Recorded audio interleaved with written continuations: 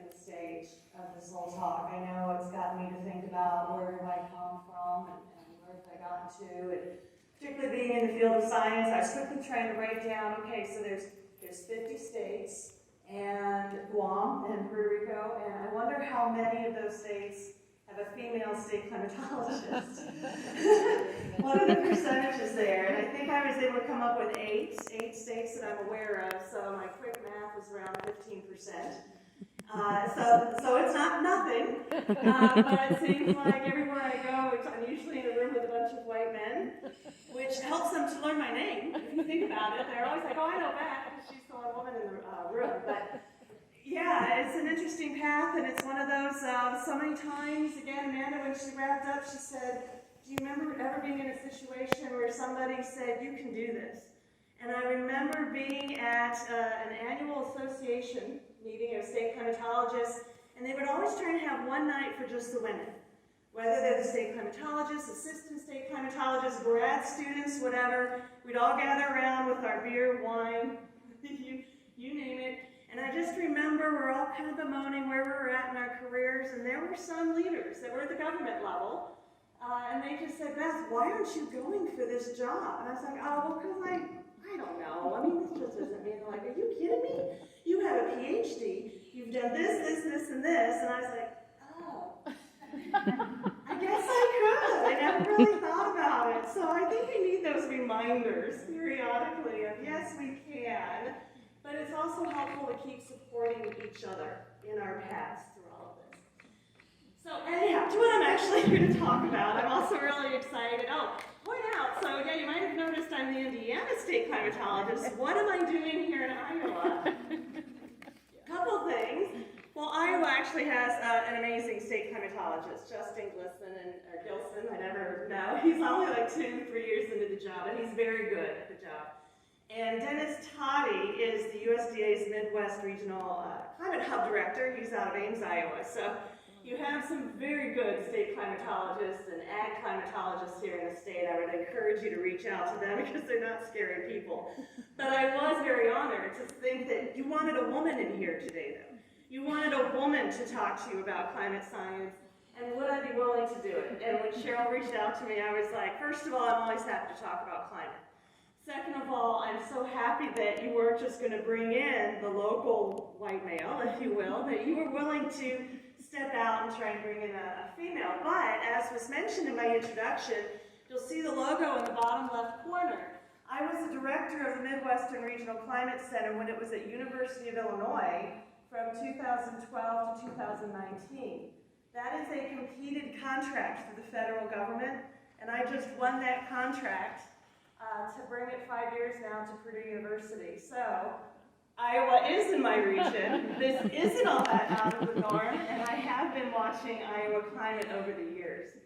So a bit of dry conditions this year. I know in Indiana we're just like, oh my gosh, it's nice to have a normal year for once, because normal doesn't really exist. But you're sometimes dealing with those cold, wet springs. I think that was fairly common in 2019, where you just couldn't get out there to plant. Those cold or spring cold snaps where everything's going well, and then a strong freeze event comes through, and you're like, gosh, I have to start all over. Wind and heat stress. So was it just last August? Time's sort of bending now in my life with the pandemic. But was it the derecho that came through last August? Yep. You're like, you just can't get a break from it. It's one extreme, it's another extreme.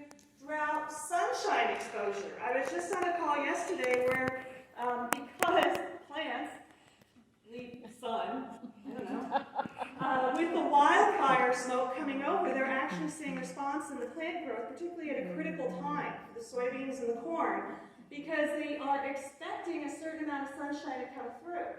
Well, hopefully we don't always have wildfire smoke coming through, blocking some of that sunshine. See, to us it's just sort of a smoky day. Maybe it's an overcast day if it's high humidity, but to plants, they need a certain level of that energy. And even the slightest alteration of that energy can impact how the corn is getting filled, how the soybeans are responding. And then there's early fall frosts. You know, we keep hearing, oh, the growing season's getting longer. Isn't that awesome? Well, not if you have that strange event that comes through and ruins it for everybody. So breaking it down by season, talk start off and just go through some of the characteristics of the important factors for each season that does seem to impact agriculture. So if we start off with the winter, and I really tried to get all of this in Iowa framework, because that probably means far more to you than if I did it all in Indiana framework. I was thinking of my audience here. I was trying to. Are Iowa winters getting snowier? So this is 4 maps. It's sort of, you got to go bottom, then up, the bottom up. It's a little zigzag motion of just the last 4 winters. Anything that's in the greens means that it was snowier than what that climatological average is, and anything that's in the golden colors means it was on the less snowy than average. And what we see is a couple of those years, you were kind of ahead of the game when it comes to snow. Obviously, the 2019, 2020, there's that snow deficit. And I'm probably preaching to the choir here, but snow can be an inconvenience, but from an agricultural perspective, you want that snow because it will slowly penetrate into the soils, as opposed to washing away the nutrients. If you just had rain instead of snow, sure, you're saving your back because you may not be plowing as much, but all of a sudden all that moisture that you may have really needed to replenish those groundwater supplies are not getting it. It's not that slow penetration. So there is some concern that we could be seeing less snow throughout the season. So this is a time series. So if you start in the bottom left, that is the 1939 to 1940. So this goes pretty far back, all the way through, I believe, this most recent winter. And the bars are all in comparison to the climatological average. So if the bar is pointing down and is brown, that's saying that that year the amount of winter snowfall, and I did December through March, because there's always some snow that falls in March when you think it should be gone. So we normally in climatology think 3-month seasons, but for snow I did 4-month seasons. You can see that yes, there were some years where there was much less snow than average, and then some years that were much higher. One thing that I thought was interesting is those blue bars that seem really high, they seem to be higher than like the longest ground bars. So while we might be seeing more snowy winter, I mean, it's so variable, and you'll see this pattern throughout all of my slides. There is no, well, if it was this last year, it's going to be this year. There's no constant trend. The variability just makes monitoring and predicting and anticipating very difficult. But I would say that when it is a snowier than average year, boy, it can really be snowier as opposed to the deficit years. This is similar to the previous chart, but it is showing maximum temperatures. So that's the daytime highs. If we were to average what every daytime high was, and in this case I'm just doing a 3-month period, December, January, and February. How has that been changing over time? So again, this goes back to 1895. The average, so that horizontal line is 30.4 degrees Fahrenheit, so just slightly below freezing. You can see that there's a slight increase. Oh, let's only do that to the microphone. Pandemic, no, sorry about that. Small. This is minimum temperatures. So this is how cold is it getting at night over that winter time season. You see that that slope is a little bit bigger because that is 3/10 of an inch, or 3/10 of a degree Fahrenheit. Multiply that per decade, multiply that times 10 decades, now you're up to 3 degrees Fahrenheit. We add on a couple more decades, because we've had 2 more in the 21st century. Now you're starting to get to something that could be perceptible over time. And if our nighttime lows are not getting as cold as they used to be, this, I think, could have a much more significant impact on whether we're getting the snow that we need. How is that snow lasting? Is it coming down more as an ice storm as opposed to a nice snowstorm? Another thing, and I don't know if we have any specialty crop growers, I heard wine earlier, and I thought that was very interesting. In fact, I think I stopped at some wineries in Iowa, which our past travels are very good. But when we think of specialty crops, particularly the annual perennial stuff, the chilling hours is a factor. And I am not an agricultural specialist, but my understanding of chilling hours is when you have perennial plants, in particular, go into their dormant season, when we think they're sleeping, they love to be exposed to temperatures within a certain range. So they love to be exposed to temperatures, say, between 35 degrees Fahrenheit and 43 degrees Fahrenheit. And it's going to be a different range per plant, per species. So we just add up how many times, how many hours over a plant's dormant season was it exposed to that sweet spot. If the temperatures were too cold, plant doesn't like it. If the temperatures were too warm, plant doesn't like it. But the studies have shown that if it's exposed to an ideal number within that sweet spot, it will have an impact on how good the fruit is, how good the yield is of that plant. So we're starting to look more and more at these accumulated chilling hours, kind of like degree days, but instead of, it's more that sweet spot there. What we're seeing, and this one goes back to about 1940-ish, there hasn't been that much change. I mean, there's been a slight increase in the accumulated amount of chilling hours, but a lot of year-to-year variability. So I just wanted to throw this out, mostly because on one hand I would say, yeah, I don't know if this tells us much. But I did want to let you know that we are looking at this. As climate scientists, we're trying to better understand. In fact, at Purdue University, there was a wine specialist, it's a much smarter name for that, but I'm just going to call him a wine specialist, who said that different, even varieties of grapes have different sweet spot temperatures, and so he wanted to do a study to figure out what is that sweet spot per grape variety, because if they know that, and they can go back and look at the ideal climatology of the area, that might help them choose their varieties better, be more profitable, produce better products and yields in the end. Offset by extreme weather events, and we've already seen that, right? The super wet springs, the derecho in August, the Mother's Day freeze. Though adaptation options can reduce some of the detrimental effects in the long term, the combined stresses associated with those extreme events with climate change are expected to decrease agricultural productivity. So this is where we need to start thinking about sustainability, resilience. Do we need to look at varieties, plant varieties, that maybe can stay standing up when a derecho comes through, that's more resistant to extreme cold events?